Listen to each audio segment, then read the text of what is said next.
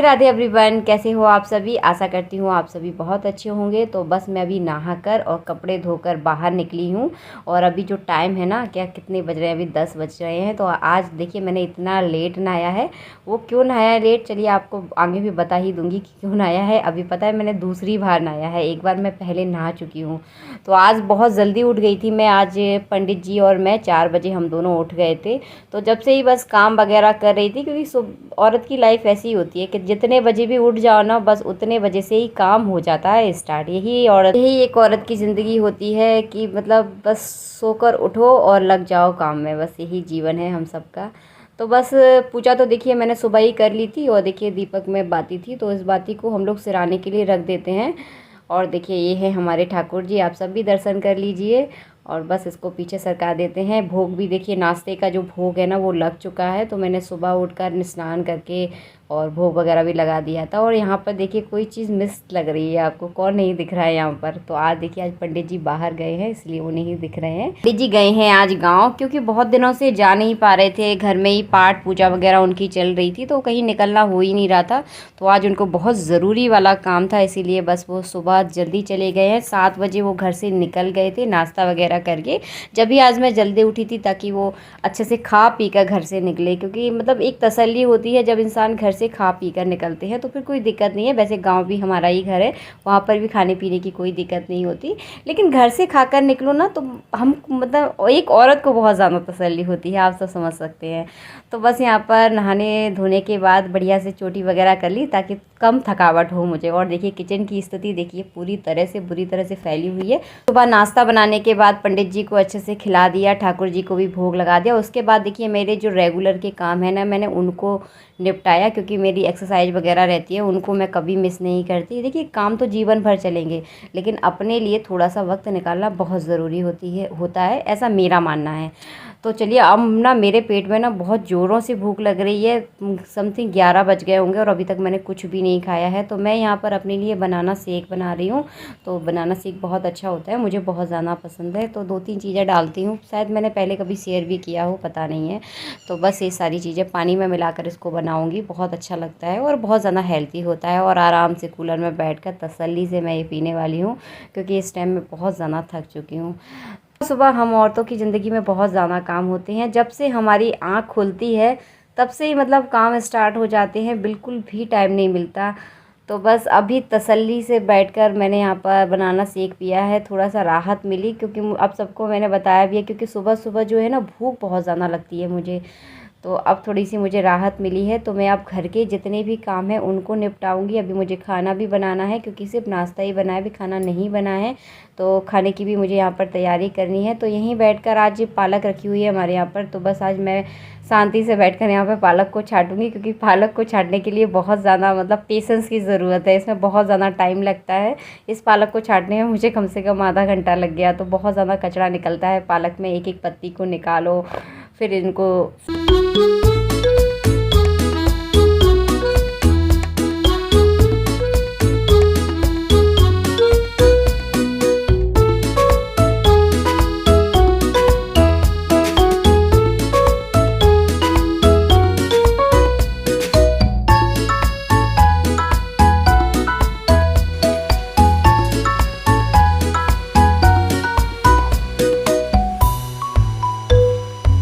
पालक हो चुकी है हमारी साफ़, अच्छे से मैंने इसको धो लिया है। और पालक को मतलब साफ़ करना एक बहुत बड़ा काम हो जाता है।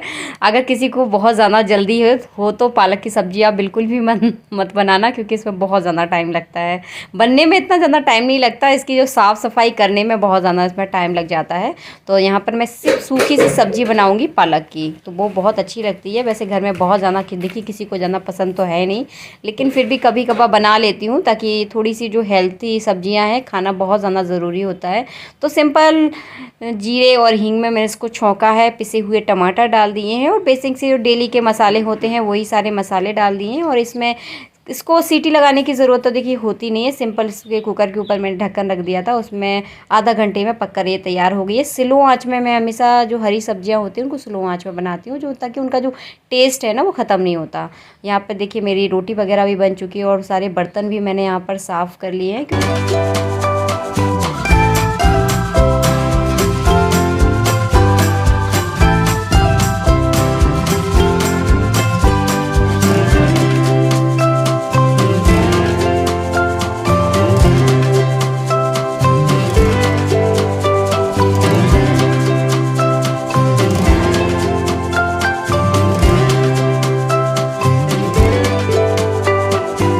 वाले कमरे में हमेशा देखिए मैं सोकर उठने के बाद सबसे पहले मैं पूजा वाले कमरे में झाड़ू पोछा करती हूँ। पूजा वाले कमरे में और किचन में, ये दोनों अटैच है, तो सबसे पहले मैं इनमें ही झाड़ू पोछा करती हूँ। आज थोड़ा सा मैं जल्दी उठ गई थी, झाड़ू पोछा मैंने इसमें भी किया था, लेकिन क्या है बार बार हम लोग निकलते करते हैं ना, तो थोड़ी सी धूल आई जाती है। पूरा मकान एकदम खुला हुआ है तो बहुत ज़्यादा गंदगी आ जाती है, तो थोड़ा सा किस सी हो रही थी। तो मैंने सोचा चलिए, किचन तो देखिए खाना बनाया तो वैसे ही साफ़ करनी थी मुझे, तो मैंने सोचा चलिए इस कमरे में भी अच्छे से झाड़ू पोछा कर लूँ। और पालक भी छाटी थी तो थोड़ा थोड़ा सा उसका कचरा भी रह गया था। इसके बाद देखिए इस कमरे में मैंने झाड़ू लगा दिया था, लेकिन पोछा नहीं लगाया था इस कमरे में, क्योंकि सुबह थोड़ी सी ज़्यादा जल्दी थी इस वजह से। तो फिर चलिए मैंने पूरे कमरे में, पूरे घर में अच्छे से झाड़ू पोछा किया और बढ़िया घर हमारा अच्छे से चमक गया है। इसके बाद मैं थोड़ा सा बैठकर आराम करूँगी, हिरम के साथ थोड़ी बहुत बातें करूँगी, क्योंकि सुबह से देखिए टाइम तो मिल नहीं पाया और हिरम से तो मेरी बात ही नहीं हुई है। हिरम आराम से टीवी देख रहा है, थोड़ा सा उसने पढ़ाई वढ़ाई की है, तो बच्चों का आजकल देखिए ऐसे ही चलता रहता है।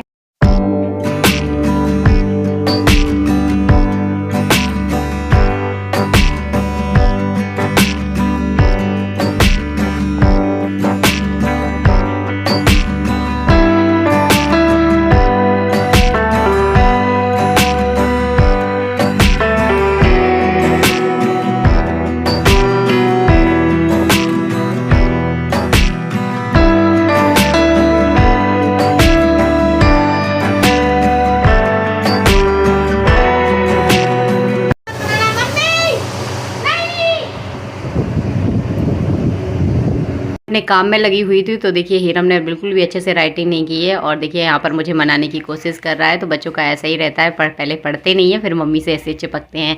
आपके बच्चे भी आपसे इसी तरह चिपकते हैं, इसी तरह आपसे प्यार करते हैं? मुझे कमेंट करके ज़रूर बताना कि मेरा ही बेटा इस तरह से चिपकता रहता है।